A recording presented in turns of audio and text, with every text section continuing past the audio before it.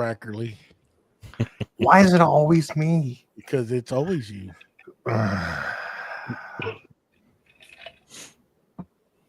Conduct yourself with integrity. We have a very important guest. I can't even today. spell integrity. Me neither, but you know, it sounds good. How can I have it if I can't spell it? All right. It takes it. Oh, we're live. There we go. Live. Let's go. All righty. Yeah, there we go. Y'all ready? Wrote a little song about it. Here we go. We'll be.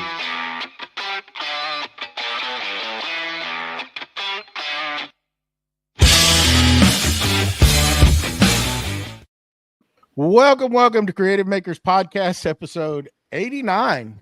Getting close. I'm Joey with Snowblade Woodworks, and I got joining me is Matt with Wacky Works, BJ with Byroms Custom Woodworks, and we got the Mustachio, the wooden mustache, joining us.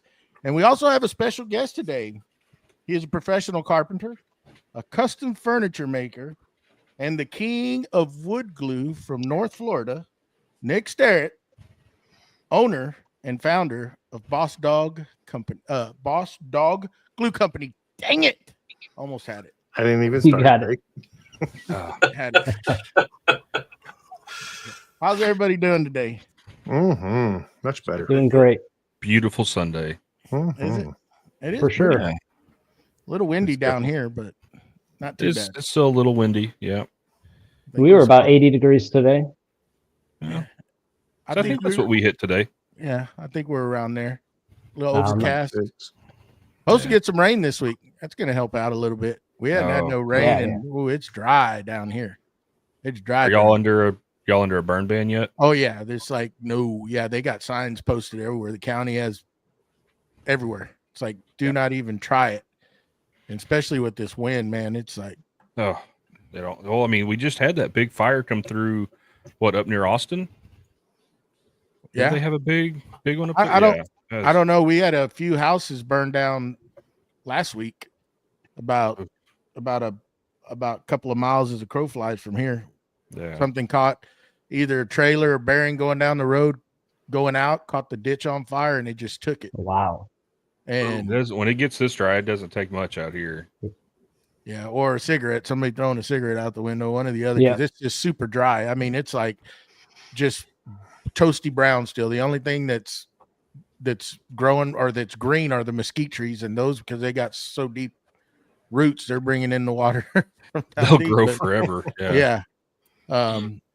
In the Wasatch, but yeah, it's pretty bad down here. Real bad. Our lakes are so low. I think I said it last week. There's a town down the road that's having problem getting water because they can't pump it. So pretty rough down here. Our lakes are still good up here, but that's just because we've gotten some serious rain. But what's crazy is even though the lakes are good, we're still under a burn ban because the ground's already, we haven't had rain in a week and a half, 2 weeks now, and the ground's already starting to crack.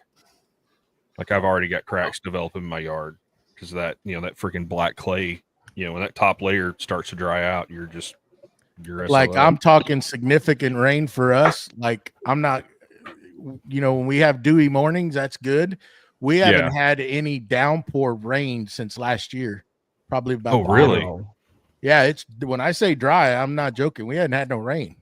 Oh, damn. Wow. Yeah, so you're way worse than what we are. Oh yeah, we're only talking a couple weeks with no downpours up here. No. We haven't. You're had talking no rain. months. Yes. Wow. Yeah, it's pretty bad. Well, I know where y'all gonna be bringing hay in from then, because they're already starting to get ready to cut up here. Yeah, pretty much. I mean, there's the oak trees have started to come back alive, but I still have some other small trees that they're just like they're not even trying to. Jeez. It's just bad. Man. So, I put some water on them. Well, You got there with the hose. Wackerle Mustachio, has the weather been up in y'all's area? Y'all still cold? Well, I'm way down further south than he is. Oh, you're south. Yeah. Yeah, I'm in Georgia. So it was 76 today, so it wasn't that bad. It was really nice, comfortable weather to work in today. So But we're expecting, well, of course, when Joey gets it, 2 days later, I get it. So yeah, it's supposed to be some bad weather coming through on Thursday. Real bad stuff. So y'all get it worse up in Dallas area, DJ. My phone's been blowing up all day about this severe weather coming through this week. So yeah, this is when it gets hairy. This is when it gets real hairy. This time of the year, you start getting those western storms come in, and those are worse than freaking hurricanes sometimes. To be honest, those are they get pretty riled up. Yeah, we're back to winter. We had a taste of spring. It was like 50s, 60s last week, and last night it dropped down to 30. It's been in like the mid 30s all day today. I don't know what the forecast is for the week and stuff, but I expect at least 1 or 2 more snowstorms. Who was it? Wow. Scott? They said they got 12 inches of snow last week in Iowa. Still got snow on the ground. Wow. Well, we actually got snow this year for the first time since I was like a little kid in Florida, so it was pretty neat. That was in January. Yeah, that was that storm that came through here when we got it. Y'all got it. Yeah, it's the same storm. Yeah, it came right across the whole southern part of the U.S. So yeah, y'all actually had more snow than we did. Yeah, it was on my birthday, so it snowed like 4 inches or something at my house. It was cool. Heck yeah! Oh, cool for me, but speaking, I'm glad you brought that up. Look at him! Look at him! Look at him. We need to wish Mustachio a happy birthday. Oh, is it today? Mustache's birthday. It is. Thursday. It was Thursday. Well, happy belated happy birthday. Yeah. Why, thank you. I can see roll in his eyes because we were making fun of him last night, but we'll just let that go. We'll let it go.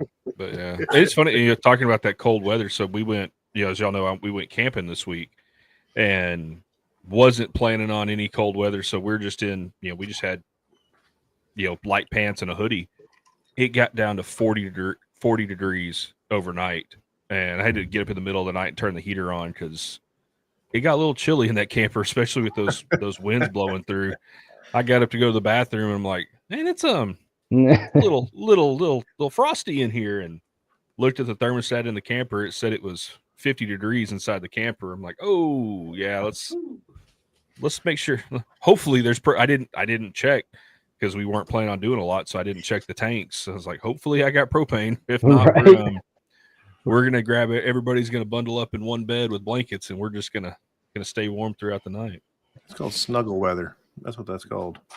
Definitely. Well, all right. Let's get into this beautiful segment.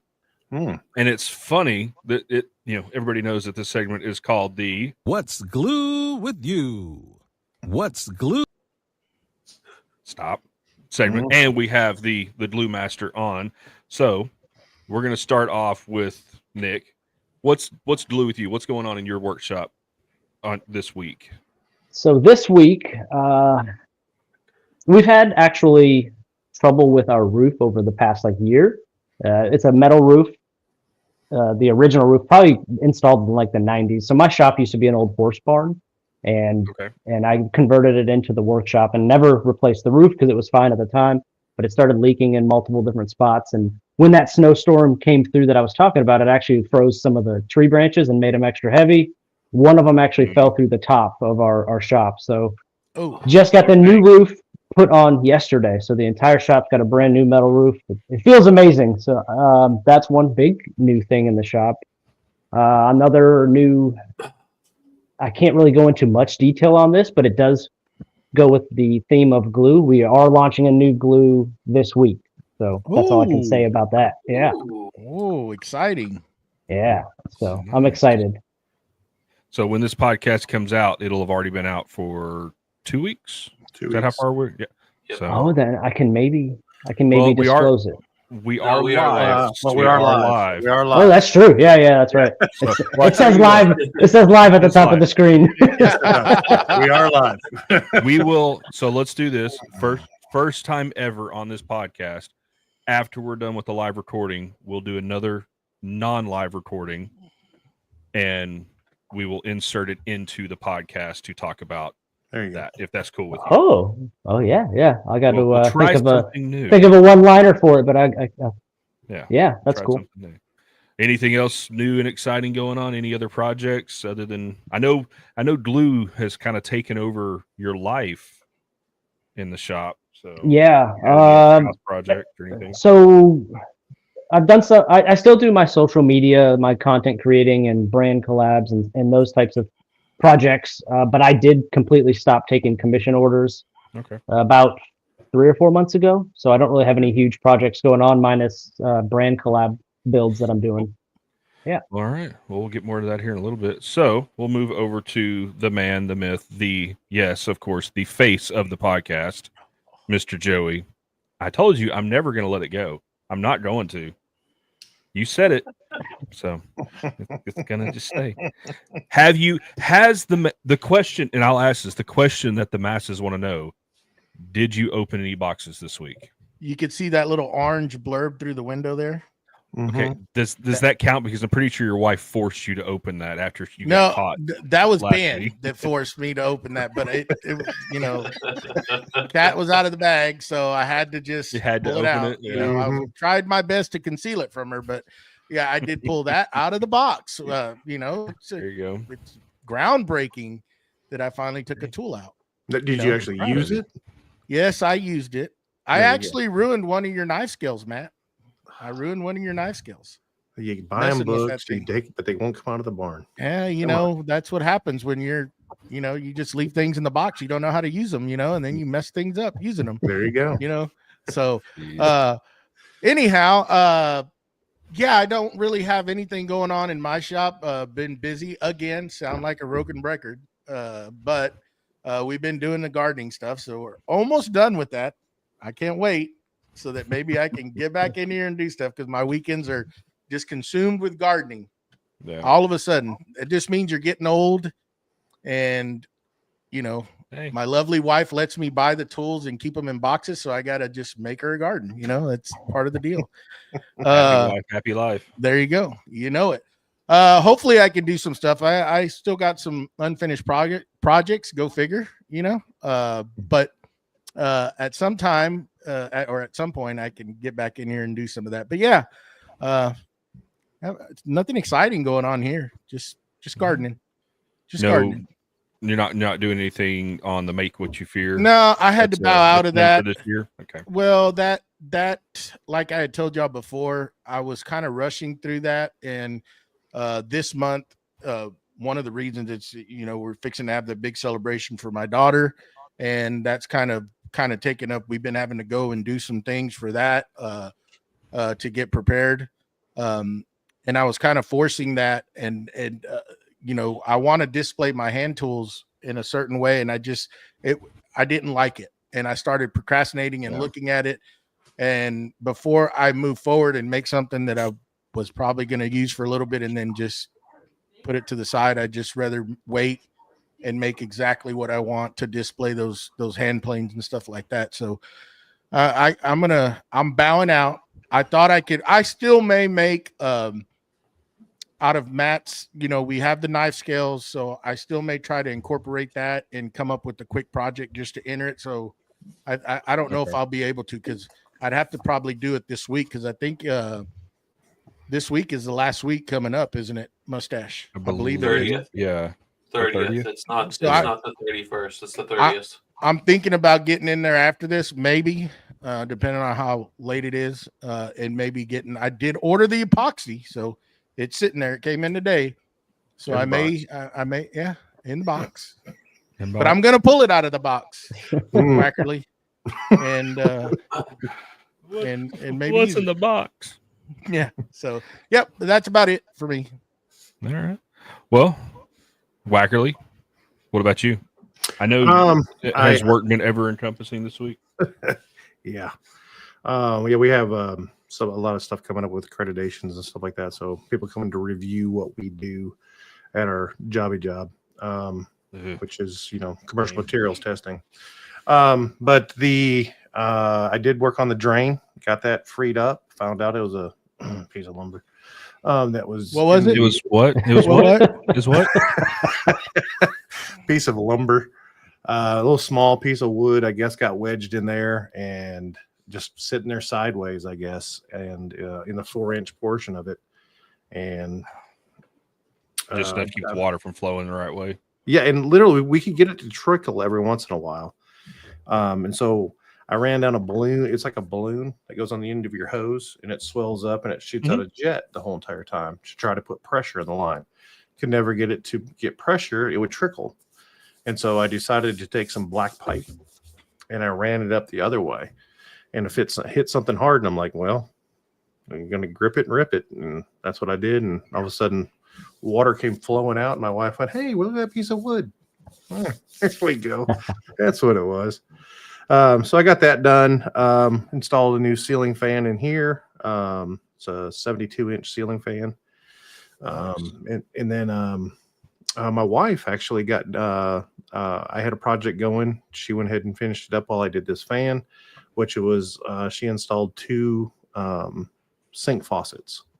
So we were replacing them. The originals that came with the house were like gold, and everything in there was like brushed nickel. And so we changed the faucets out to brushed nickel. Beautiful color combination. Yeah, exactly. Yeah.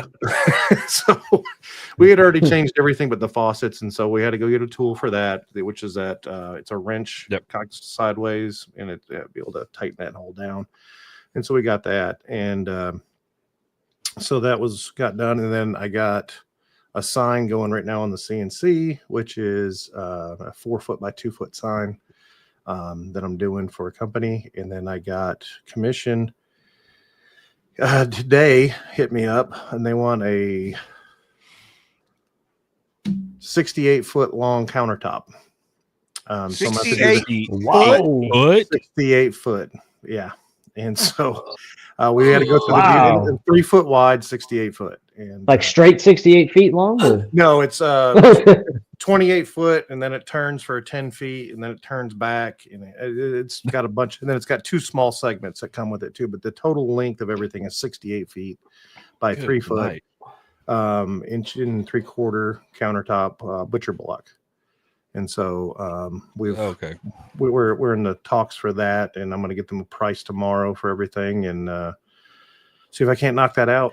You may need to take advantage of that 55-gallon Bossdog Glue. Yeah, you might need some glue for that. Yeah, I'm telling you. Hey, are you going to custom make the butcher block, or are you going to do? Are you just going to buy?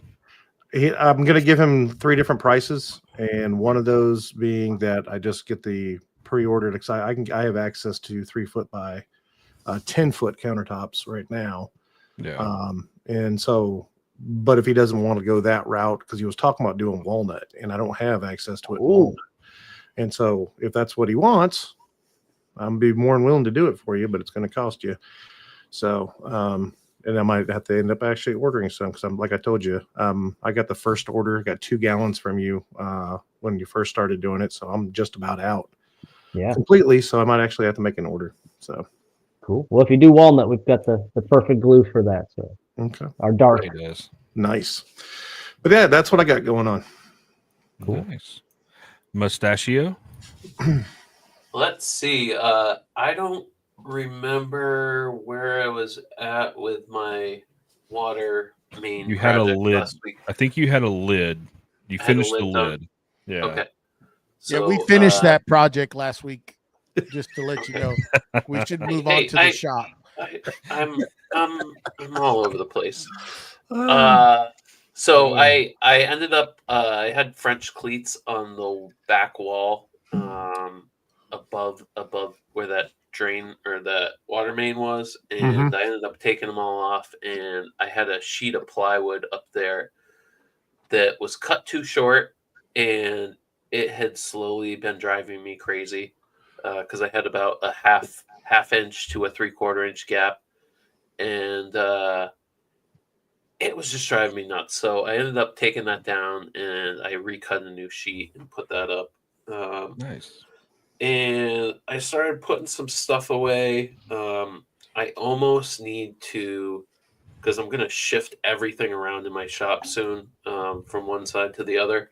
And I might just wait for like a somewhat warm-ish day where I can kind of wheel stuff out of the shop and into the driveway, and then be able to like move around in there, because with the lumber on the ground and everything else, there's no room to move anywhere in there right now. So yeah, I know that feeling. And and yesterday I changed my air filter for Matt, because he was giving me crap about that a few weeks ago. So just so you know, Matt, that is done. So Yeah. See, it's nice that we have this group that just keeps everybody accountable.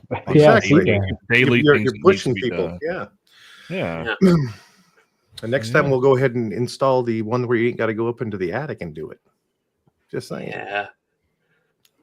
Let's not get ahead of ourselves here. One day he'll learn just to not mention anything. Kind of, Mm-hmm. No, he won't. Yeah. Nah, probably not. But keep it fun. Especially in front of Wackerle. Do not mention anything of that nature in front of him. I will mention this also. I got the dust boot attachment from Shop Nation for my Delta miter saw, which should the blade. I'm showing it on the screen for all the listeners and stuff. But the blade goes through here, and then that little rubber piece that is on the back of the miter saw attaches to this, I guess. Yeah, he sends you two of them as well, so you'll have a backup for it when you miss. If you actually miss. No, I downloaded the STL. Okay. So I can, so he. He does offer the 3D print file. Okay. Now, if he would hurry up and get it out for the Metabos, because it has said coming soon on his website for 2 years now. I'd say, BJ, you're like, hey, buddy, if I'm coming over to borrow your tools, you better have the best, because that's what I'm coming to borrow. Yeah. Well. Hey, I love my Metabo sliding miter saw. Thank you very much. I'm festool rich in some areas, but the freaking Capex is not worth my money. Not worth it there at you this go. time. Yeah. Joey's got two of them still in the box. I finally took mine out. Thank you very much. I haven't used it, but it's sitting on the bench at least. Wait, did you beat Kamani, or did Kamani beat you? Kamani beat him. Well, but I don't know, because I don't know if Kamani has actually used it. I'm pretty sure he has by now. My God. But mine is we can say the still same not. for you. Hey, it's out of the box, and the box has been thrown away, so it's got to stay on the bench now. Only took me a couple of years, year and a half to be exact. Well, come out. So we'll move on to me. Okay. I think everybody. That's for me. Yeah. What about you, BJ? What about me? Let's talk about me. Yeah. There's a Toby Keith song in there somewhere. There is. Right? I'm telling you. Yeah. So took vacation this week from the real job, which was absolutely wonderful, and I went total disconnect. I have not checked phones, have not done anything. It has been absolutely wonderful. I haven't checked. I looked at my phone, and I had, as of today, because I did have to plug my iPad in, I have 900 unread text messages in my group chat. What? So I'm like, oh, I didn't even look at email. I know there's probably 400 or 500 emails in there. So I'm not. Can I give you some advice? Delete all. Yeah. Damn right. Yeah. Delete it all. It's important. What I'll do is I'll just search promotion to see if there's any new promotions that I need to worry about. If there's not, it's a delete all, and then we're done with it at that point. But as far as shop time, we did go camping, and gave me an opportunity to kind of work on some things in the camper. Got a couple project ideas possibly coming up for the camper that I want to do that just make it a little more livable for those short term trips that we take.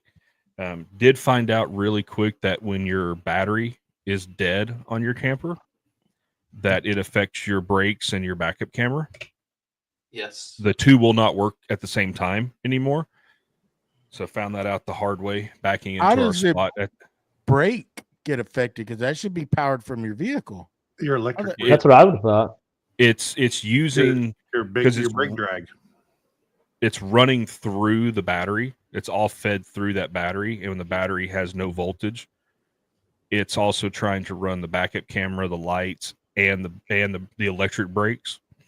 Wow. Because mine's not. It's all electric because it's under 5,000 pounds, and I guess, and I would rather the brakes work than the camera work.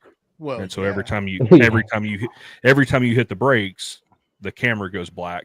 And so when you're trying to back into the spot, without, and I know, shame on me, I don't have tow mirrors on my truck. So the camera and my wife is the way I get into spots. Boy, I bet you there were some choice words said there. No, Not really. no, we make an excellent team. Oh, My wife nice. is great at helping me back up Is she trailers. standing right next to you? No, dang, With the frying pan. she's not watching. I don't think she's watching. No, no, she's good. I don't think we've ever had an argument when it comes to backing a trailer. Now, I will say our entertainment, because we were the first ones in like a group of like 10 or 15 spots. Because of the wind, we were sitting in the camper. We had all the windows open, and we were just watching other rigs back in. And it's like, are they gonna get it on the first try? And then of course you see the guys with the big 40-foot fifth wheels and the big beautiful trucks, and it's like, wow, if I'd have bet that you would have had to pull forward 10 times, I'd have lost that bet. Like, good grief. And then the old timer shows up in his beat up old, Chevy pickup, dually with his beat up old camper, and pulls in, and then one time right back into the spot. And it's like, that man's done that about 1,000 times. But yeah, aside from the camping, I'm still working on improving my dust collection. Thank you, Matt. I moved some stuff. I moved some tools around to kind of work the flow. Pushed my drum sander kind of out of the way. Took the outfeed and infeed wings off of it because I haven't used my drum sander in, I bet it's been a year plus since I've even turned that thing on. Since I got the new planer with the helical head on it, I use it so much more just because it's quicker at the end of the day. Yeah. So swap those around so the planer is in a permanent position, ready to use. Whereas if I ever need to use the sander again, I can just pull it out. Rotated my CNC 90 degrees to give me a space in between it and the laser, just so it's not kicking dust right up on the laser, because it's not good for the laser. Yeah. Well, I mean, if you need help with designing that, you can ask these two guys. I can help you. I know, but don't do it. Don't do it. I don't want to completely remodel a shop. Do not do it. Yeah. But I think the next step, I'm gonna turn my outfeed / assembly table back long ways, so I can move my bandsaw back over to next to my table saw. Just because I tend to use my bandsaw a lot, and it's in a position now that it's hard to run anything longer than 4 feet through it if I need to resaw something. So just little shop improvements. I did finally get rid of a desk that's been sitting behind my shop for the last 6 months. I keep hearing a bunch of things, and it seems like Mustachio has had a big effect on us. We've all started procrastinating a lot. Well, since he's joined the podcast. You will all procrastinate. Yeah. Well, I got out there to, because all the trees are dumping their leaves out here, so I got out there to clean leaves up, and I'm having to move this freaking like executive hutch style desk that used to be in my office around to get all the leaves. Trees are things that grow up in the air and have leaves and stuff. That's what they are. Shut up, man.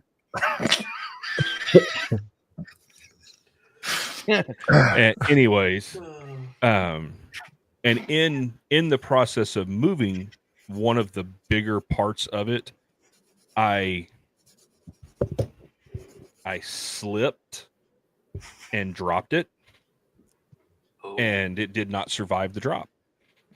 Oh, So, because I had a buddy that was supposed to come get this thing months ago, and it's been rained on and everything else, and it's just particle board. And I kept telling him, man, this thing's trash. It's gotten wet. He's like, no, I want it. It's going in my tattoo shop. Like, I don't care.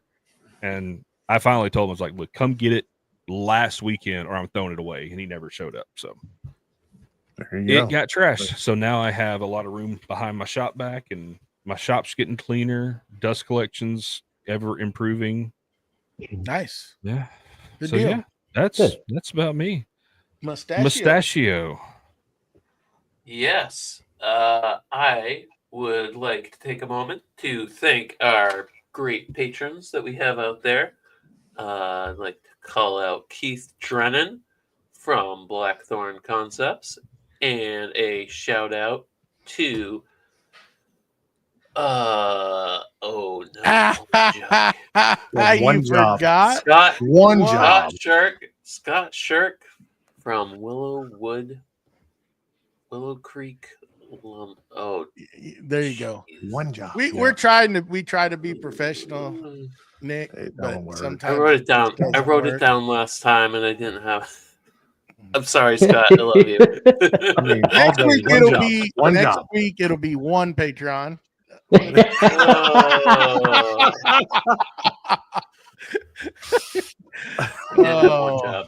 One job. Yes. Thank you for supporting us, guys. And if you'd like to hop on board, and I promise to not butcher your name, and go on over to our Facebook, YouTube, Instagram, and become a member. And we thank you in advance. There you go. So let's get down to the meat and potatoes here. Nick, sir, give us how you got Bossdog going. I'd like to know what got you into that, what started you in that path. Yeah, so I didn't start out wanting to be a glue company, obviously. I was a professional carpenter for 10 years, running my own shop full-time, building cabinets, dining room tables, entertainment centers, a lot of larger projects, just local stuff. But it kept me busy. And through the course of doing all those projects, I have used pretty much every glue that is out there, different brands, different types, styles. And I started to find out that I like different parts of different glues, like open time, bond strength, FDA compliance. And one thing that I really hated was the yellow color that came, the hue that was left over on some of these glues. So over time, I literally one day I was driving and I was like, I wonder if I can, make my own glue. And I found out really fast that I wasn't able to brew it up in my kitchen like you would with like an oil or something. So I got on the Google and did a little research and actually looked up adhesive manufacturers. And I found a manufacturer about 30 minutes up the road from me that specialized in creating custom formulas for like industrial size companies. A lot of box plants around here, cardboard and adhesives that they use to glue the paper together. So I called them and told them what I was thinking. And they said, if you're serious, let's talk, come on down. So I did and told them what I was looking for and worked alongside them and their chemist and went back and forth a few different variations, testing them in the shop, telling them what I wanted to change. And then ultimately we came out with our first tan colored glue last January. We actually dropped. So just over a year now. Yeah. Wow. And then since then we've dropped 2 other colors and then our CA glue line as well. Nice. So it's not the glue I used to rub on my hands in elementary school and peel off later on. It's not the same. No, you could do that, I guess, but it's not the Elmer's. No. So no, but I still spread glue with my fingers. I'm freaking caveman, I guess. And it peels off nice and washes off nice. It does suck when it gets in your arm hair. Yes, I was just thinking about that. That's the worst part, So how long like when the idea we were going to move on. How does it get there? Yeah. Well, so when you glue stuff up, and you like me, because I'm clumsy as I'll get out, I'll glue everything up, and then I'll reach across to grab something, and of course drag my whole arm across a freshly glued up cutting board or something. Yeah, I'm Sure. yeah. My gut gets in the way, just to be honest. I end up with this. I got shirts that got lines on them. I always get a line of something on my shirt. So Yeah, never have in my to go- armpits though. yeah. Never in my armpits. I said Your arm, armpit. not armpit. God, I swear. I mean, I back when my beard was down to here. Yes, I've plenty of times leaned over something and I think I just got glue in my beard, and then get in and it's like all stuck together. Like, yep. Moving on. Yeah.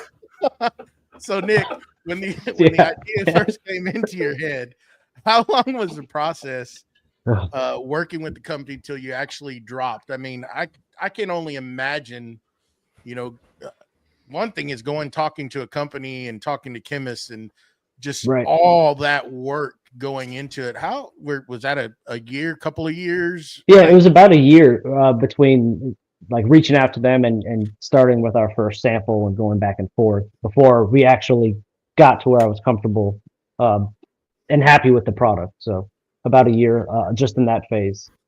And is that proprietary? I mean, it's proprietary, but they can't resell that to anybody, right? That's your formula, right? That's your rights. Nobody else can ever have. Correct. Yeah, awesome. Correct. That specific one. God, there's got to be. So what kind of testing goes on with that? I mean, that's the industry I'm in, is do a lot of commercial materials testing. So I'm kind of curious of what kind of testing went on with the glue. Is it, I mean, 'cause obviously you did strength tests, you probably did peel and shear tests or something like that. I mean, the manufacturer, luckily they've been in the business for 32 years now. I think it's around 30 years. And they do have a lot of internal tests, but the best part is the science of it isn't new. It's just the formulation of what we changed, little tweaks here and there. And so they're testing more of the scientific side, and then my testing in the shop, using it on furniture, testing out that way. Because I was a full time using it just every day on my projects as we were going. So you went from using it constantly for yourself and thought branching out with this is probably the way to go to make money off from it, correct? Yeah, originally I did want to offer it as a product that I sold. I never intended it to take off like it did, but it's been amazing, and I'm glad that it did, because it's honestly a fun job, because I get to talk with so many more people like you guys that are just like me, and communicate with you guys daily with a ton of people that I'd never met before. Yeah, I love the color of it. I'm quite honestly, I don't see color very well, but you can see that it doesn't have a shade difference. I am colorblind, but I don't see a shade difference whenever you see that. If you see a glue line, you don't see that shade difference, so it look almost like it blends right in. And I think you did a great job at that.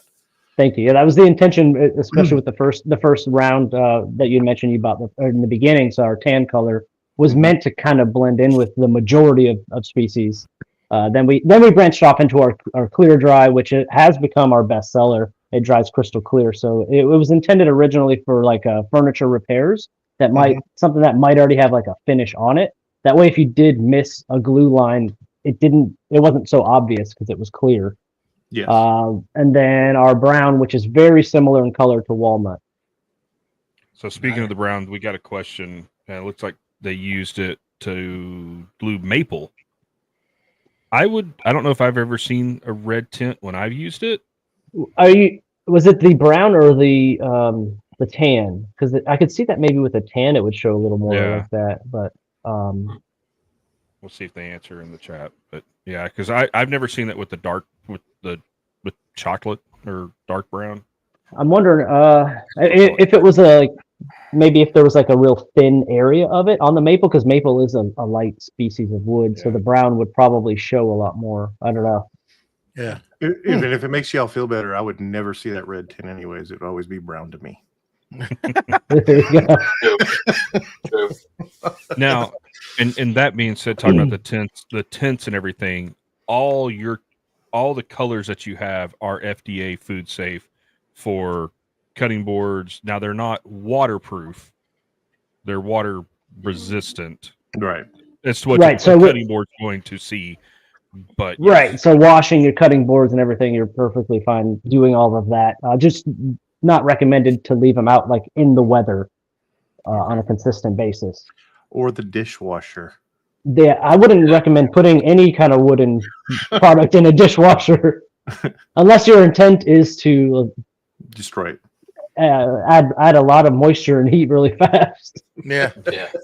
all my wife's wooden cooking utensils. Mike said it's tan brown is tinted. I'm So assuming the tan. Yeah. Yeah. Gotcha. Yeah, I mean that should blend in more specifically with a maple species of wood. So I'm gonna have to test that tonight. So since we're on and it, okay, go ahead. Sorry, I didn't mean to cut you off. I don't remember what I was going to say, honestly. What do you? So let's go down through the different lines, and can you just tell the listeners out there that'll listen to this after, what do you recommend for what, if you know, which of your products as far as the glue goes? You cut out on my end just for. Can you Okay. just repeat the question? I'm sorry. I was asking what for the listeners out there. What do you recommend your glue products? What do you recommend to use for what specific, Okay, gotcha. project? Yeah, so we've got 3 different PVA glues right now, and the real only difference in those 3 is the drying color. So as far as like viscosity, bond strength, open time, FDA compliance, they're all the same in that aspect. The only main difference is the color. So if you're using a species like maple or poplar or even pine, if you're using something like that, or ash or white oak, then we would recommend like our tan drying glue, just because we're all not perfect. Sometimes we have a glue up and there is a little bit of a gap and there's a line there that you see in between the boards, and the intention of the color is to kind of fill that in and make it less noticeable. So with any of those lighter species, we would say our tan, and then our clear dry, like I said before, was kind of intended as like a repair thing, but people are using it on cutting boards and everything else. They're using it more as like a general glue. So I mean, if you're looking for something that just dries clear, that's perfect glue for that, and it doesn't leave a haze after or anything. And then the brown is specifically designed for darker color woods like your walnuts, and so if you're a walnut cutting board guy or a tabletop or a 68-foot long butcher block, I mean that would be perfect for that. Yeah. Yes. Now you still bottle everything in house. Correct. Yeah, I actually just got a new machine in last week too for something else. Nice. So that's what I was going to ask you. When you're bottling, you've just got primarily the one machine.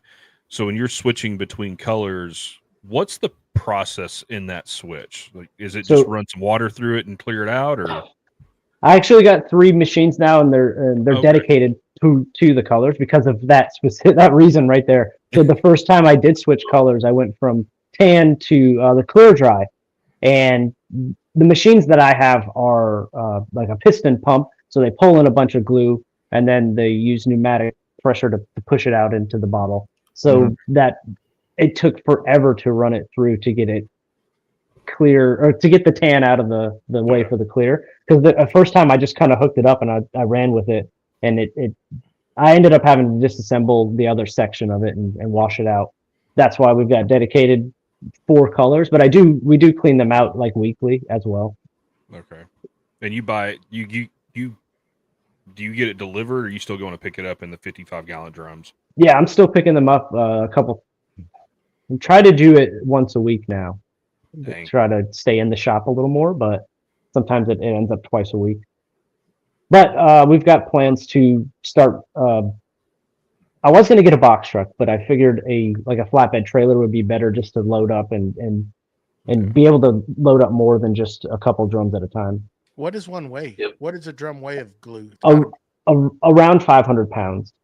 Oh, really? Sometimes it's a little more, sometimes a little less, depending on like how much. Sometimes they top you off a little further or not. Yeah. And I'm guessing you've got a forklift. No, I still don't. No, I back it up into the shop and just pump it straight from there and go like that. Okay. Yeah. Oh, and then if I do have pumping it to the filler machines, sometimes I'll just pull the truck in and run a line straight to a secondary drum that's over there and just let it go while I'm doing other stuff. But yeah, we're forklifts on the horizon. Just we have a smaller shop still, so I don't really have a lot of space to store one. Yeah. So is it just you filling all these bottles, or do you have all hands on deck family? I mean, So mainly in the beginning it was me, obviously, but now I have had people help me for certain lengths of time. My brother actually comes by on usually Sundays. Sometimes he'll come by Thursday, and he'll just fill 1,000 bottles at a time, and we'll go from there. If we're working together, we can do about 2,000 per day. Dang! Wow, in an 8-hour day, or what are we talking? Yeah, like an 8-hour day. Yeah. Wow. So he'll work the filler machine, and it bottles 2 at a time, and it takes about 5 seconds every time he pushes that button. So it's just, and then he passes them down the line, and we cap them, label them, stamp them, and put them on the shelf. Wow. And you're only doing one size bottle. Well, other than your gallon, because you have the gallon and then. No, actually, we've got gallons, 16 ounce, 8.5 ounce, and a 2 ounce now, like a little sample size. Okay. Yeah. Oh, Yeah, cool. I forgot about the 2 ounce. But the 16 ounce is definitely the most popular. Yeah. So that's the one we have to fill a lot more. Well, I like the combo of the 16 ounce and the gallon, because that 16 ounce is the perfect for gluing stuff up, and then you got that gallon. And then, I've got your funnel. I absolutely love that, is because of the smaller, spout. It's got a little smaller, yeah. It's you got to be precise not to spill it. So having that funnel makes for sure world of difference. Yeah, I've never had any luck trying to transfer from a gallon to. I make a mess. It goes everywhere. Yeah. Jokes. So many jokes. So many jokes. What's that? Nothing. Nothing. Move forward. Okay. All right. Well, I don't know. I don't see what's going on, but y'all are laughing about something. I don't know. Moving on. So, what, like, give us the process, like how, like coming up with all the labeling process of it. I mean, were these machines that are out on the market that you had to purchase when you started doing it? I'm assuming this was all done by hand, and I've seen a video now where you just put it in a machine and it's just like boom, boom, boom, just down the line. It's crazy how so much that you got to think about when you're doing this, kind of learn as you go. Can you explain? It was definitely that. And on the same note of like learning as you go and maybe things that you didn't expect.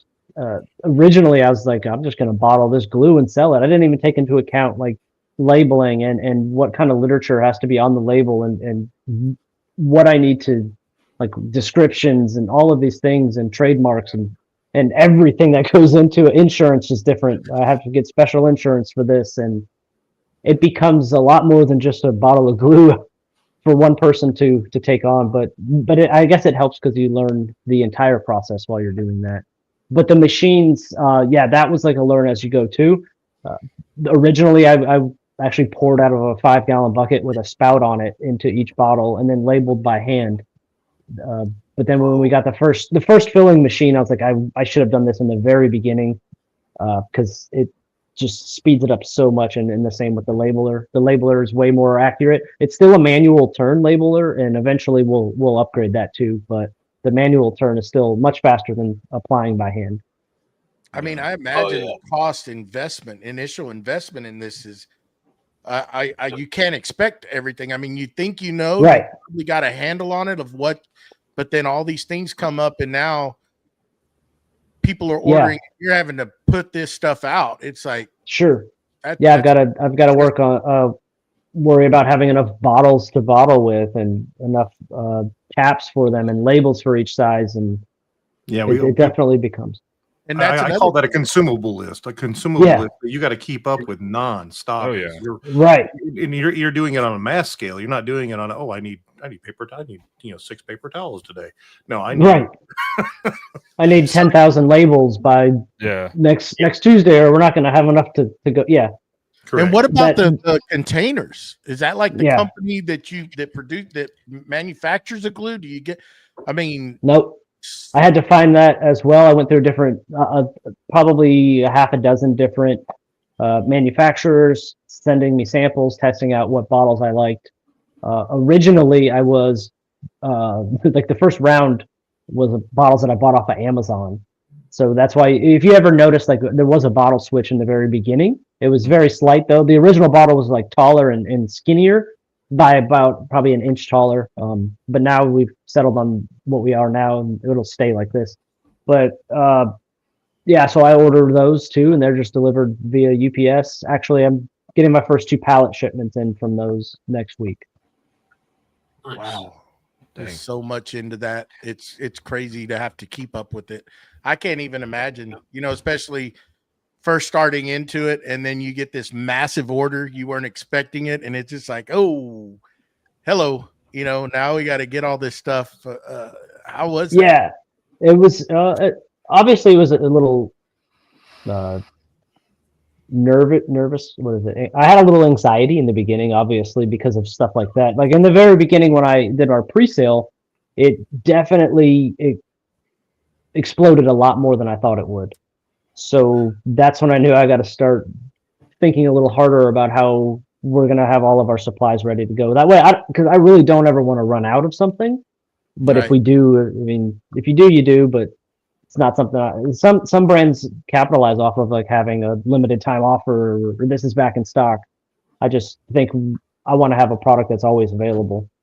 I mean, and it just goes to show you this community, how supportive they are of small business and something that's good. And they know, I mean, it just blows up. It's just great to see that happen. I'm so happy to see people like you succeed and something like this. They just go with it and push you and man, it's just great to see it. Yeah, definitely. The support has been very overwhelming from the maker community on Instagram, TikTok, all over the place, really. Yeah, because I know I think I became friends with you originally on Instagram, and it was I think my wife might have actually sent me one of your videos, and it was the shop cat that y'all had. Oh yeah, he was just over there meowing, and he's sleeping now. But and then one thing led to another on that. But when you originally launched the product, did you originally launch it on TikTok, or was it kind of just because I know it was about the time the TikTok shop happened. Was that how did you? I kind of did Instagram and TikTok both at the same time. That was like the main launch though, was just those two. Okay. And on TikTok, it was on my woodworking account. So the TikTok shop I have set up through Nick's Custom Woodworks, and that's where the glue's at. I don't have any TikTok shop for Bossdog. Yeah, I never set it up, so it's a little weird over there. I'm just kind of waiting to see what happens over there before I go all in, just because of the uncertainty of TikTok right now. Yeah. When you first had it set up, it was on a link tree first, and then and then you would go to your site and you would go through everything, because that's how I ordered it. Yeah, I think that's how I ordered mine too. Yeah. Mm-hmm. But so you let you out first. But yeah, it was real new, and I was like, let me try this guy out. And it worked out great. Yeah, I remember talking to you in the beginning about it too, about the podcast and using the glue. So yeah, I think I was kind of like Matt. I was a little nervous about it, but there was that trust factor too, because I've tried several different finishes that were released, influencer style finishes, and majority of them have found their way to the trash just because they were white label stuff, and you can tell just by using them. But yeah, I can tell you, I actually threw a dried up bottle of another glue today, cleaning my shop. It's like, it's time to get rid of it. We're not using this anymore. And you know, yet to have any issues. And I will say, because I am the world's worst at leaving the spout open on my glue. Oh, and that's do the that one all thing. the time. One thing I love about the bottles that you use is, you can leave it open for a week and you're good to go. It zero issues, you know. It's great. And so going back to the research and development, everything, you said there was a lot that went into the wood glue side of it.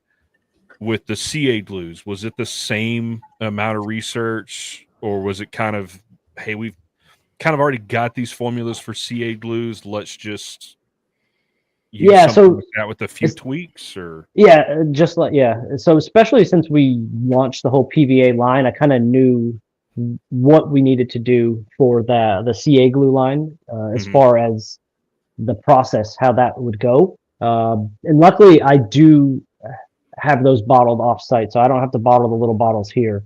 So that makes a lot of makes that a lot easier for us. There's probably more hazard involved. That smell. Like, CA glue. there's specific machines that are designed for that.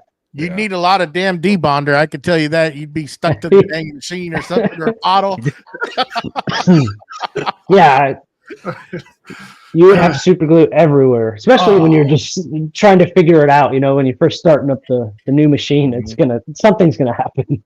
Man, I open CA glue, and that it's like the harder you try to keep it off you, the worse you get it on you. Well, at least for me, you know, it's just like everything's stuck. You know, especially when I haven't used this laser in a while, but when I was doing a lot of stuff for some good friends, they own a company, so I was doing a lot of displays for them, and everything was CA glued together. Back, was it probably a year and a half ago or so? I made a crap ton of displays for them, and man, I was going through CA glue constantly. You know, I think it's been about 2 years or so, and man, by the end of the day, you know, it was just all over me. I mean, finally, I got some debonder in, and it helped a lot. Yeah, that's the thing. CA glue sticks to everything. So yes. So another neat trick, if you got it all over your hands and you don't want to use a debonder, because I don't know, I've never used a debonder, so I don't know what chemicals are in it. A silicone-based lubricant, so like you would use on like for garage door, or silicone-based lubricants of any kind, it breaks down the adhesion of the CA glue, and you can just wipe it off. So really, be giving me an idea there. So it's finger polish remover. Yeah, but again, I'm you know, those harsher chemicals. I'm talking like I had an old shop teacher years ago that told us with super glue, and he actually kept it was the weirdest thing, because we were being nosy kids, went through his toolbox, and he had a bottle of KY in his toolbox, and we're like, what is this for? And I mean, growing up on the farm, you had lubricants of all kinds, but it was in the super glue drawer, and we're like, that makes no sense. He goes, oh no, the silicone, it's a silicone based lubricant, it breaks down, you know, cyanoacrylate. Oh, he goes, so yeah, when any one of you dummies gets it, you know, glues a finger or something together, I can get it off without having to use acetone or anything else that could potentially harm you if it's around your eyes or mouth or anything like that. We're like, oh, that is still weird, but I guess it makes sense. So yeah, just don't get those bottles mixed up. Moving on. Yeah, you just have to, right? You couldn't help it, right? So on the CA glue, you've got 2 colors, but two. How many different formulas? So we've got on the clear version. Yeah, we've got our thin, medium, and thick for the clear version, and then the black is like a medium viscosity. Medium, okay. I do plan to offer some different options as well for the like different viscosities and different styles down the road. Okay, so, like different colors. Potentially, yeah. A brown is on the list, so. Oh, that'd be cool. Okay. Yeah. If just a suggestion, from my wife, who tells me the brown that I use now doesn't match anything that we use. So she's like, there's got to be a lighter brown and a darker brown. Just to throwing it out there from.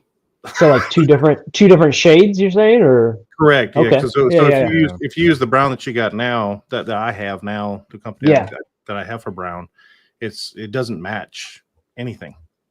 Gotcha. And then especially when you're using walnut and stuff like that, it doesn't match at all. It looks totally different. So Cool. I found just using the black for walnut is better than any of the other brown CA glues that are out there, just because you're already if you're using the other browns, it clashes. You might as well just go fully off the spectrum and just use black. Well, what we found is we use different. We'll use a little bit of the black in there to mix into it to try to get it darker. Yeah, and that's the only way we've been able to figure it out so far. Nice. Well, we got a question out there in the chat. I'll bring it up here from Mr. Sullivan Woodworks. What are some tips for using Bossdog glue? 5 tips? 5 tips when using. You don't have to do 5, just whatever you Okay. Yeah. Don't eat it. So I do have to say that a lot because like people make jokes about it, but I can't like make a joke myself just in case somebody does eat it. And they're like, well, he said you could. We'll make a But joke. Hey, elementary school again. I would say another big feature that we did add, and we spoke about, or BJ spoke about it briefly, was the actual tip itself. Control how much glue flows out. So while our tip is a twist top, the more you open it, the more glue is allowed out. So you can dial in down to a tiny little bead if you have like a little, just a little section or something that you need to glue. So tip would be to just kind of pay attention to where that dial is when you're using it. Nice. A tip. I like that. Tip. Just the tip. Just the tip. So, now that you're consumed by wood glue, so have you kind of just moved all the tools out of the way, the woodworking tools? I mean, how does that? See, I can't do that because the woodworking tools are like, you guys know, those are my babies. Yeah. And I still do content creation on the woodworking side. I have stepped away from all commission work. I don't build any commission stuff. So what I did in my shop is about 900 square feet. And when I was doing full-time cabinet work, I had about 300 square feet dedicated to my paint room. So I converted my entire paint room into the glue factory, we call it now, which it's only about 300 square feet. So it's really tight now. So eventually I really don't want to move into the woodworking shop though. So I might have to get like an off-site thing. I don't know. At some point, it seems like you're going to have to because you're growing and growing and growing, and it's going to. Right. Yep. But I watched that with Bumbleshoots. He just moved to a new place. Yeah, he's got a great shop now. But you have proven that even with limited space, because you said 900 total square feet, 300 for the glue side of it. Yeah. You know, doing something like you're doing, and I don't know what your total numbers are. What are you putting? What are you moving daily? What it just honestly it depends, but because we get wholesale orders in now by the pallet too, so I will take some space away from the woodworking shop if I've got pallets. Like I'll stage them all in that area, but I can always move them. But I try to keep it moving. Like if we get orders in, I try to get them out the next day or two. That way, nothing's piling up in here. And then I think by us doing weekly fillings, like refilling bottles weekly, we don't have like a huge stockpile, so we're just kind of constantly flowing it in and out the whole time. As we get more space, I can have a larger area to run more at once. Wow. So that bringing that up is like logistically, is that just, do you just freight that? I'm assuming you're freighting it, but is that like done through one of the big freight companies, or you have somebody that you have set up? How does that work for you? So for like our pallet orders. Yeah, I actually have a third party LTL guy that I send him the dimensions, the delivery address, and he kind of scours the best rates and sends me what he thinks we should take. And sometimes I'll get a pickup here. Sometimes if I'm going, like, I live near Jacksonville, Florida, so there's a lot of places there that I can just drop a pallet off to. So if I'm going to be going that way, I'll just take it to the loading dock myself and ship it out. And I think your product is now at the wood shop out here in Arlington. So that's the woodshed. The woodshed, yeah. I say local to me. They're about 2 hours away from me. They're an hour and a half, but they're the place where if you need massive slabs, and stuff it's like April's that. place, right? No, it's April's. Wilkerson? No. They're actually, I think they just opened up 2 new locations, or they're in the process, so they're going to stock our glue as well. Yeah. Yeah. If I'm ever out there, I can go pick it up locally, but that's Ahanui resin mold place.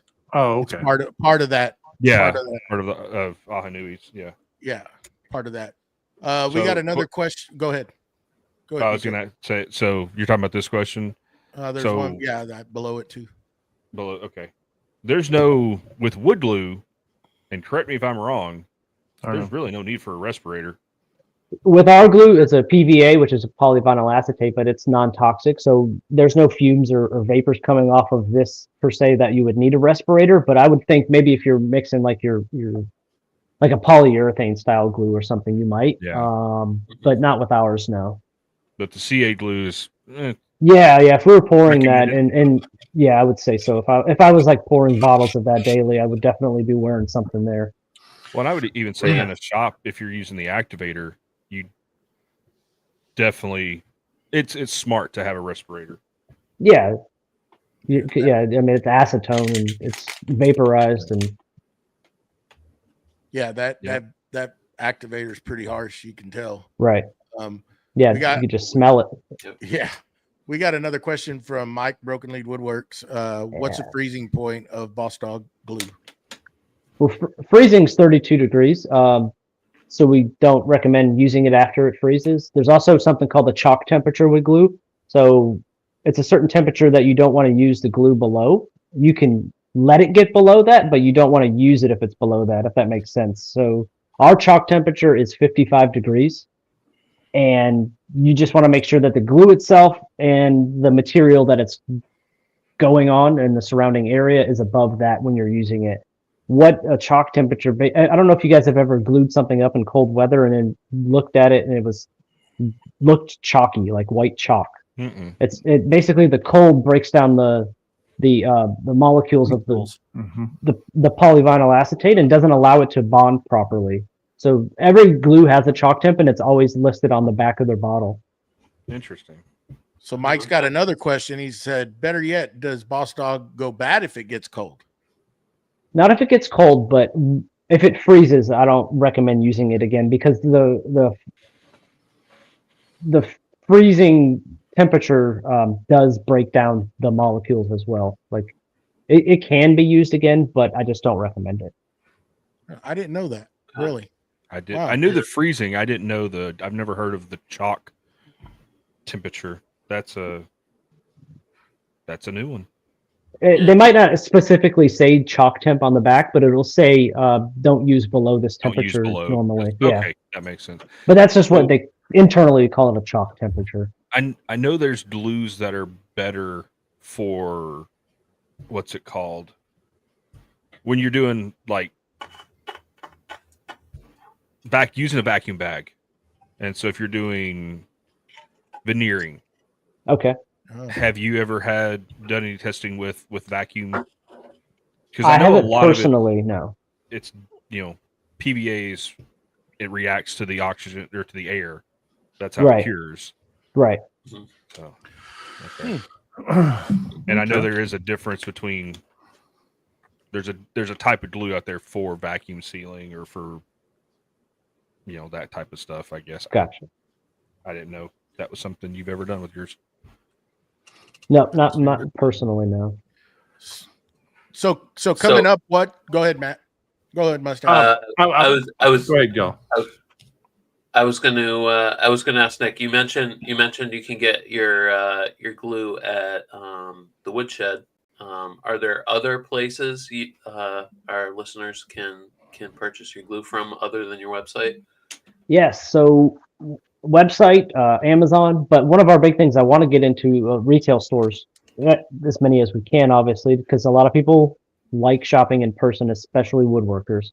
So right now we've got about 30 retailers across the United States. There's a lot of mom and pop stores. We're working on some chain stores right now. I can't really divulge their names at the moment, but hopefully by the end of the year we'll have a lot more locations that you can go to. But if you go on our website, I have a store locator on there, and you can just type in your zip code or your city, and it'll tell you where the closest stores are to you. Oh, nice. Yeah. Nice. That's always helpful. So what, go ahead, Matt. You can ask. Go ahead. No, if you're going to go with glue, go ahead. I'm going to ask more about his shop. That's where I'm kind of at is what's going on in your shop? What all do you have in your shop? I know you got a big planer. And stuff like that. Tell me about your shop. Tell me what's in it. So I got my saw stop, which is picks up the most space probably. It's with the 52-inch table on it. I've got the planer, the 15-inch planer.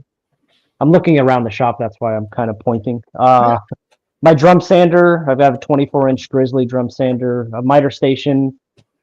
On my miter station, I have a Tiger Stop saw gear, so it's like a digital readout that you can just punch in lengths, and it's awesome. It's awesome. I have a 12-foot length one on there, so my miter station is pretty long. Now that I don't do that type of work anymore, it's kind of like I don't really need that long of a miter table now, but I have it. There it is. That day when you need to cut down that 14-foot board. Yeah, I've got the space for it. There you go. I've also got the normal dust collector, router, table, bandsaw, jointer, sander, just your normal woodworking stuff. I never really got into like CNC work or 3D printing or any of that. I don't have anything against that. It just wasn't anything I did as far as to make a living. So you said you've got the 52-inch saw stop. Is that because of the cabinet stuff? Yeah, breaking down sheets of plywood. Okay. So if you were to go back and do it again, if you weren't like if you were to starting where you're at now, would you probably not do the 52-inch? If I had the space, but in this shop with only being now like 600 square foot, I probably wouldn't. I think what do they have, like a 36, 36, something like 36. That. I'd probably go with that just because that's probably all I would need. But on a really cool thing with the 52-inch saw stop, that Tiger Stop company makes a stopper for the 52-inch saw stop. So I got one of those on there too. Yeah, it's pretty cool. I'm gonna have to look that up because I've got. I don't think they make one for other sizes. So that's a good reason to have a longer one if you're into that kind of thing. It's a nice addition. I can tell you that. It's nice. Do you have one? No, I do not. No. I've looked at it. Yeah. It's nice. And you get spoiled though. Like you don't even check it anymore. And I never had an issue, but like I was hardly using the tape measure. Yeah, it's a nice thing to have on there. I haven't gone real in depth to it, but what I've seen, it's like, yeah, I can see. It saves you a lot of time and especially if you're doing more production style work. That's where it would come in better. If you're just doing a couple pieces, I don't think you would need something like that because they are a little pricier. Yeah, that's for myself, probably not a good move. One, it'd probably just sit there for a while before I installed it. But other than that, really, So, I mean, now that you're not doing production, is there anything that you would change or anything you'd like to get into now that you're just kind of more tinkering around? Or I say tinkering around. I mean, you're building stuff for your kids and stuff like that. But I mean, is there something that you'd like to change or something you would like to add?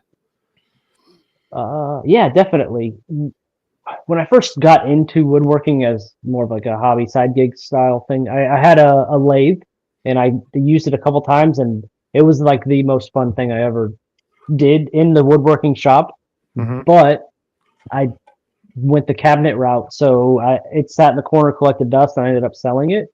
So I think if I was going back to more like a hobby style stuff, I would definitely want to get another one of those just to play around with. Yeah. It is, your mind is, you don't have to think. You just, Yeah. it's And I different. never really got when I started woodworking, I did it a little bit as like a hobby, but it kind of became like a side gig thing. And then I soon after quit my job and went full time with it. So I didn't really get much of a hobby space for woodworking, in which I intend to eventually. Yeah. So would it No. be a safe comment to say that you would probably never indulge in a scroll saw? God, really? Wow. That's the question you want to ask the man? I mean, Hilarious. is this like a question you ask a lot of people, or is this I'm just, just He's no. He's anti scroll saw. I'm He's not trying to get more I'm just- people on I'm his just- side. I'm just okay? I was What are you trying to like formulate a non-biased opinion in my brain on how to answer. You don't I have a bandsaw, so I don't really. I have nothing against scroll sawers. Scroll sawers are people too. Yeah, I've got nothing against scroll sawers. All right. Moving on. Nick, you said you don't do 3D printing or anything. But your funnels are 3D printed. Are you outsourcing those? Yeah, so the whole design and everything was. Do you know James over at Texas Crafted? James, I think it's Moreno. Yes. Yeah, he actually came up with that and like did the product testing in his shop and the design work and sent it to me, and I was like, I love it. I'm gonna buy a bunch of them off you, and we're gonna sell them, and that's kind of how that went. So it's another maker that's involved in Bossdog, so it's pretty cool. Keep it in, man. I like that. Yeah, I like that a lot. I think Jay Sullivan there has a question there. Mustache, you want to pull that one up? Can you see it? Yeah, I see it. So Jason asks, can you get away with salt on your joint with the glue? How do you wipe off the excess glue? salt like as to not a lot, so that way you don't have a lot of Movement. more friction. More friction. Yeah, probably. So yeah, you can wipe away excess glue. We just with a wet rag. I'm assuming that's what he's referring to there. I think so. Yeah. That or let it Yeah. set up for 10, 15 minutes. Then You can do that method too. Yeah, I always did the wet rag just to less work later on, but yeah, you can do the scrape method as well. Yeah. Yeah, I think since everything's frozen where he's from, it's kind of hard to get wet stuff over there. Yeah. Inside joke there. Just, Yeah. Oh, I froze already. I don't know the joke, but it sounds funny. He's our neighbor to the north. Yeah. Yeah. Way north. But anything coming up? I know you've got something launching pretty soon that you can't divulge in, but is there anything else that you can tell the listeners, things that are coming up, maybe a sale or you're going to be out somewhere to come and visit you, anything like that coming up? I think our next, show, we're going to be at the Texas Woodworking Festival again. That's September. They moved went last year. Yeah, they moved it. So, which I kind of like because I think the football game kind of played a part in the traffic and the rates. Oh, it was Yeah. crazy in there, wasn't it? Yeah. I went by your booth, but it was so freaking insane in there. Yes. I was like, I know I met BJ on the, just passing through. Is like, we talked a little bit, and then it was just insane in there. I was like, and there was so many people. I know. Well, I went by there, and you were just. I kept telling it's like, hey, I want to film a quick interview with you. Whenever you get slow. And I went through like because I was there right when they opened the doors, which is when we should have filmed that freaking interview. Because I kept coming by, and it's like, even my son was like, Dad, there's too many people there. You can't do this. All right, we'll swing back by. And finally it was like, hey, you got 5 minutes. I literally just need 5 minutes of your time. But that was my first show too, so it was like, yeah, it was amazing. It was crazy. We're definitely going back to that one. I think we're gonna try to go to AWFS this year. That's in July, I think, in Vegas. A couple smaller events that I haven't locked in completely yet, so haven't. I don't want to. To that point, Nick, Tim asked if you are going to Maker Camp this year. I really want to. I haven't committed 100% on it, but I did talk to them. We were just at Workbench Con in Atlanta, so I did talk to the folks from Maker Camp, and I've never gone, and I've always wanted to go as like a maker. So I'm going to try to go. Definitely try. nice. It's a good time. It's definitely a good time. Hopefully we can make it up there one of these years. I know this year I'm not going to be able to again. He keeps every year. You guys aren't going to get him out of Texas. I'm going to tell you. It looks so fun. It Joey, does. we need to go to AWF or what is it? AWFS. Yeah, we need to go to Vegas. Oh. Yeah, I might just be up for that because she gets to go gamble. That would be an easy sell for her. See, and I mean, I'd probably be bachelor it up because my wife has been to Vegas once and she's like never again. But I've which never is cool been. for me. I've never. Yeah, I've never been to either. Vegas. But I've always heard that show is absolutely insane. Yeah, I looked at the There's a lot floor of plan. stuff. Yeah, It's just massive. The amount of booth spaces that they have on their floor plan. It's When crazy. is that? That- When is that that? will- This coming up? Is that? It's this in July. In but July. then again, July in Vegas. Oh, is yeah. not something I am. See, there she is. She's let's go. She's in.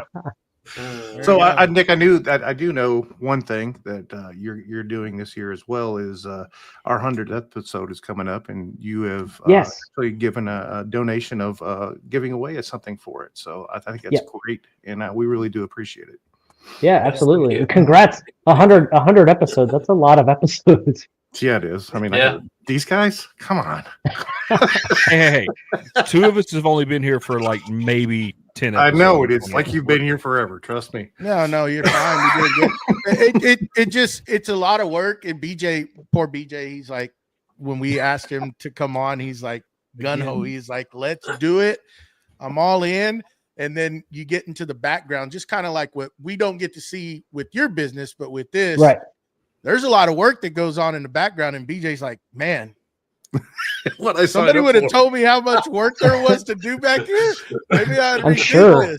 Because I was in the process of launching my own podcast, had done a lot of work as far as the name, pictures, all that stuff, and then these guys were gracious enough to invite me on, and I'm like, oh yeah, great, yeah, I'd love to, And then it's like I was telling my wife after a couple weeks of doing this, I'm like, I'm so glad I didn't start my own podcast because doing all this stuff by myself, I wouldn't have made it 6 months. Yeah, I can imagine. Yeah. Oh. Plus working a full-time job and everything else. Yeah, they usually say if you can get to 25 episodes, you're doing pretty good. If you get to 50, you're probably gonna keep it going. And it's tough, man. And hand down to the group that we had before, it was a lot of work. They got busy with their own stuff going on, so they bowed out and had to concentrate. That's how they make their money, put food on the table, etc. No, it is what it is. Yep. We just mess around. We have our jobs. We're not like you. That's how you're supporting yourself, your family. So you have to. I mean, it's a constant drive. We get to come and have fun and play. We get to talk to good folks like you and everybody else that's been on, and it's fun. If we help sell a few of your products, great. If we sell a lot, awesome. I mean, that's what it's all about, getting your name out there. Not that you need it, you're pretty well known out there, Yeah, I'm sure you guys have to put a lot of work in behind the scenes to get these things going. You don't just jump on here and just start rambling and talking. Gotta have scripts and everything. Yeah, well, we kind of sometimes wing it. Well, but I mess up. We get what you're saying. Yeah, no. You have to be prepared. Yeah. Okay, well. Yes, BJ, we As do. prepared- We're professional prepared about as it, we- BJ. Yeah. No, but there is a lot of work in the background. I mean, there's, Oh yeah. you know, Sure. we cut reels, we do all sorts of stuff during the week. You know, everybody has their little, you know, deal that they got to do, and when they can't, they can't. It's no big deal. Like I've told them, you know, your family and your job is first. That's it. This is fun. You know, let's not make it into a job and try not to do it, because then you just don't want to do it. You know, Yeah. It becomes a job. Yeah. it becomes Exactly. a job, right? You know, so it's with everything. You just, you know, when you need a break, you need a break. You know, I'm glad, you know, BJ, you know, got to get away for a week and just disconnected, and you know, hopefully he gets re-energized. Yeah, and it's great. I do too. I mean, you know, there's a lot of times when I just get burnt out, and it's just like, you know, I've been on a siesta ever since I expanded this here, and I just burnt myself out because I did it for that Make What You Fear project. And it was a 3-month build. I had 3 months to get it done. And I had to add on, tear a wall down behind me. I mean, the whole 9 yards. And I was able to complete it. It was a test to see if I could. That's what I wanted, to see if I could still had it in me to do it. And I did, but I was burnt out after that. I didn't do anything else after that. It just downhill. You know, I think that's when I started following you more, is when you were doing that and posting about it. So I remember watching it. Cool. Appreciate it. That's fun. But well, I guess that's gonna do it. Anybody else? Y'all good? Jump out of here. No. I ain't got anything else to talk about. Well, thank you guys so much. Hey, I really appreciate you guys. Yeah, I appreciate the invite, and we should do it again. Yeah, no, I mean, we fun. appreciate you donating to the 100th episode. Thank you for coming on board and doing that. I'm trying to get up this calendar here. I think next week we have Alan Mandick on here on the podcast with us, and I hope I didn't mess that last name up. Mandick, yeah, Mandick, Okay. really. Okay, cool deal. Have a little 3D printing talk.